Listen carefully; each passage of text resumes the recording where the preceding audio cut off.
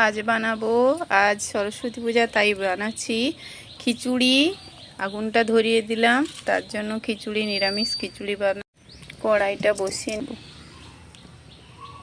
কড়াইতে একটু হলুদ দিয়ে ধুয়ে রাখা ফুলকপি, গাজর টাজরগুলো ভেজে নেব। ওর মধ্যে দিচ্ছি আদা বাটা, জিরে গুঁড়ি দিচ্ছি, ধনে গুঁড়ি, লঙ্কা গুঁড়ি সব দিয়ে একটু সবজিটাকে, চাল ডালটাও দিয়ে, বাদামটাও দিয়ে দিলাম। এবার খিচুড়ি বানান। ওই যে জলটা গরম করেছিলাম ওর মধ্যে দিয়ে দিচ্ছি, তো লবণটাও দিয়ে।